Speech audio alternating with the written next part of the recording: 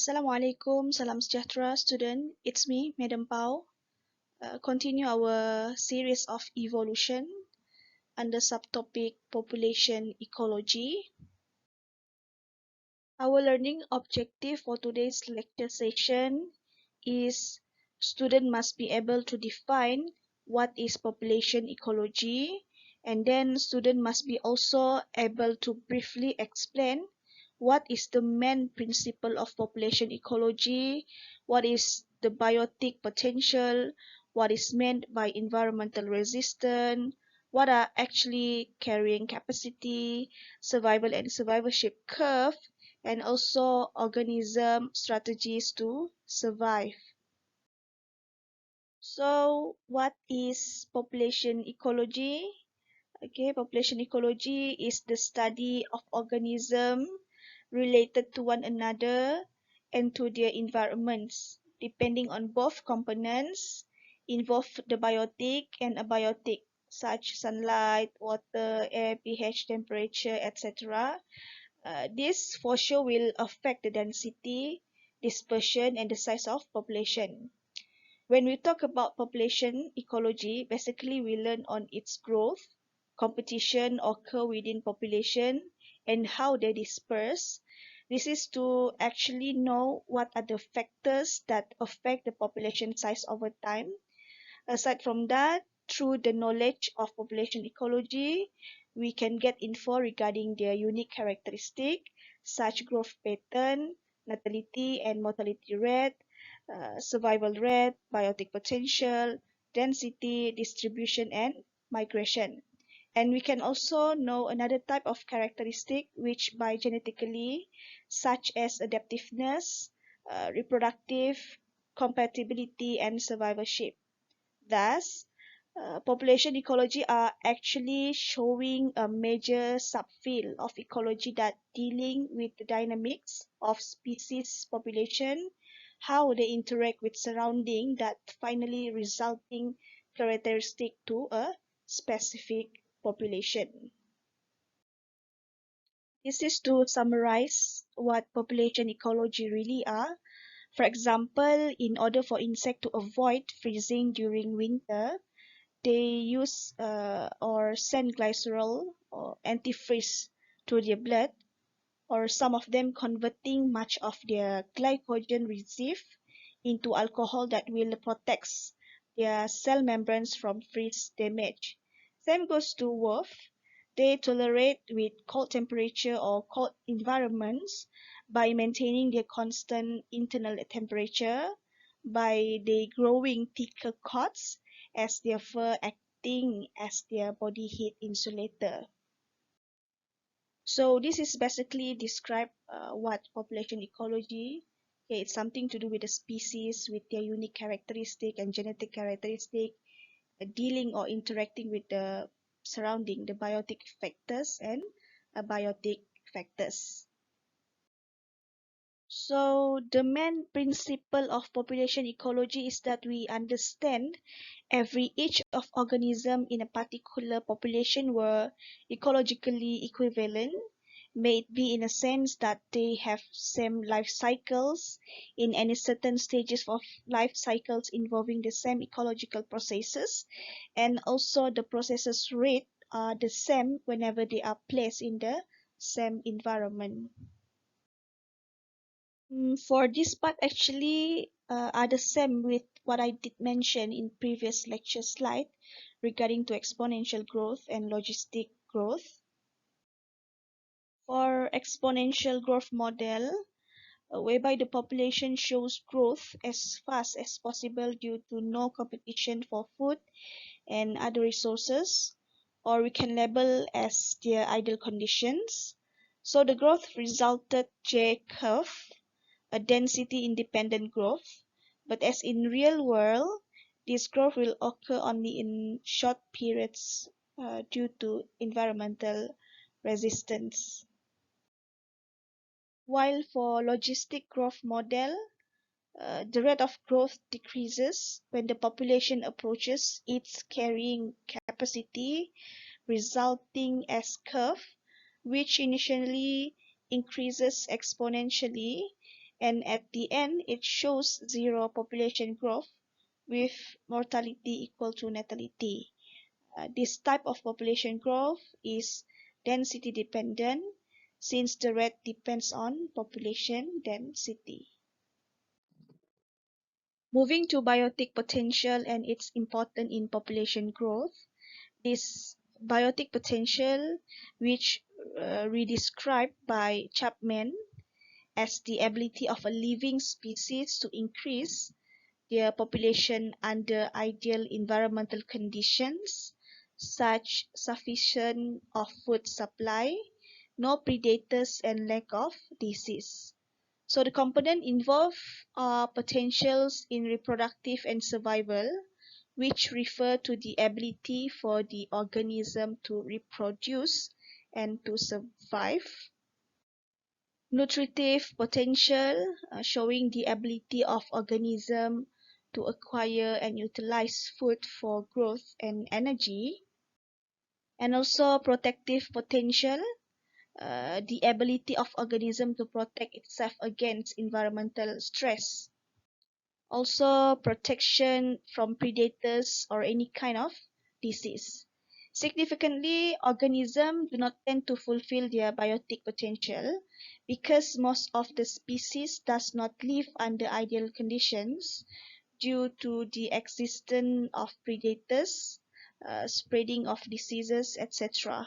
For example, humans actually have a lower biotic potential compared to other organisms, yet our population are steadily increases. Why? Because we do have mechanism to avoid and treat or cure disease. We are good at growing and producing food, and also we are lack of natural predators. But until when? Next, environmental resistance and its effect on population growth. This is actually the one that has been mentioned by Malthus, whereby the population will exceed natural resources supply and increase their competition for food and shelter. So, limiting factors can be defined as biotic and abiotic in an environment that limit the ability of a population to increase in numbers, and it can be either density dependent or density independent. This will be discussed later under limiting factors affecting population size. The optimum population size is controlled and regulated by changes in ER through homeostasis, negative feedback mechanism, and it can be summarized as a population size that exceeds the carrying capacity of the environment result uh, in a rise in environmental resistance.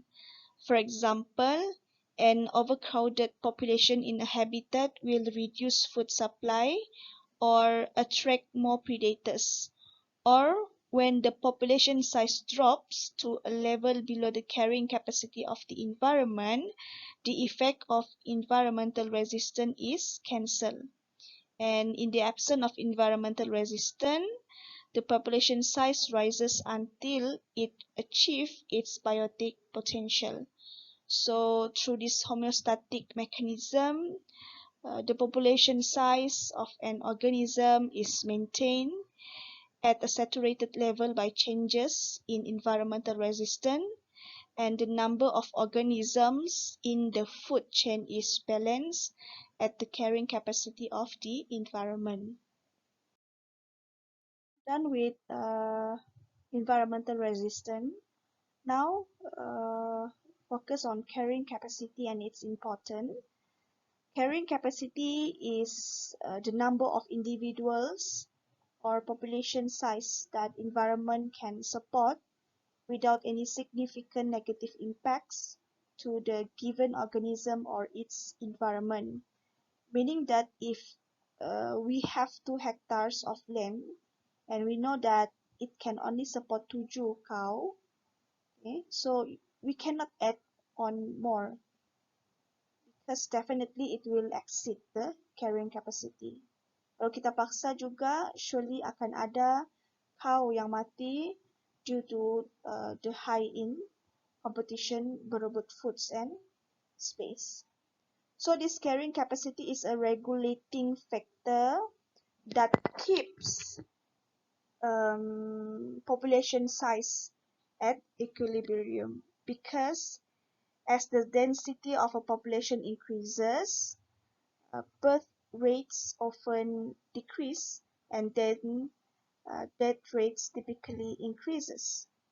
In other words, carrying capacity is also the point at which the birth rate and death rate are equal. It always depends and can change over time based on the factors such as food availability, water supply, environmental conditions, and space. The importance of this ecological concept is that it relates individuals to the quantity of resources and quality of life. It often serves as the basis for sustainable development policies that attempt to balance the need of today against the resources that will be needed in the future. And at the end of the day, we do hope that we can achieve a higher quantity of life in which economic, social development, and environmental protection are interdependent plus mutually beneficial. Survival and survivorship curve. Survival means the continuity of life or an egg or process to survive, while a survivorship curve is a graph describe or showing the number of individuals surviving at each age for a given species. Survivorship curve are drawn by plotting percentage of survival against age. There are three types of survivorship curve. The first one is type 1. Okay, the curve which found in a population whose members have a relatively long life. The mortality increases rapidly at a certain age, and all deaths are associated with the aging process, and mortality occurs when the maximum physiological lifespan has been reached. So the example for this type is human population, type 1 survivorship curve where the mortality is very low at the young age but increases rapidly towards the end of their lifespan. For type 2 curve, is usually found in a population where the number of individuals declines at a steady rate over time. The probability that a particular individual will die is the same at all ages as an individual grows older. It does not become more or less vulnerable to death. So some species of lizards exhibit type 2 survivorship curve. Same goes to birds, mammals, reptiles, hydra, jellyfish, etc. In contrast, for type 3 curve, it produces when the population has high mortality at the early age, but individuals that survive to maturity have a high chance to live a long life. For example, fish population or marine invertebrate, which usually lay many eggs. Okay, most their juveniles died or eaten by the predators, and then the rest reach favorable habitat and survive. But actually, most populations have survivorship curve, which are combination of the three types. For example, the herring gull starts out with the survivorship pattern resembling type 3, but once the chicks are independent, The survivorship graph resemble type 2. For species strategy survival, okay, referring to two species in a particular given area that compete for the same basic requirement, will have a trade-off to coexist by partitioning their resources species strategy. So population strategy is also known as species strategy, based on the reproductive strategies of the population. They can be categorized into R strategies or K strategies, which are also known as R species or K species. The symbols R and K represent two parameters of the sigmoid growth curve, where R is growth rate and K is carrying capacity. Based on the graph, you can see that the R strategies is the opportunist that has high biotic potential, early reproduction, and then the ability to grow very fast, short life cycle, and small body size. On the other hand, the K strategies possess the characteristic of low biotic potential, delayed reproduction age, slow growth and development, long life cycle, and larger body size.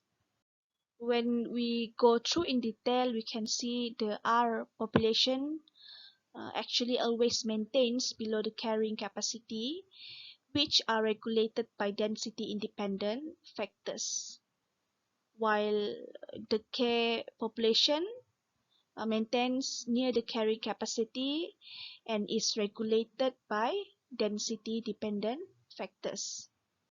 It can be summarized that R species are more common in disrupted habitats, while K species are common in stable habitats. However, many organisms do not practice R or K strategy entirely, but practice a strategy which is a mixture of both R and K strategies.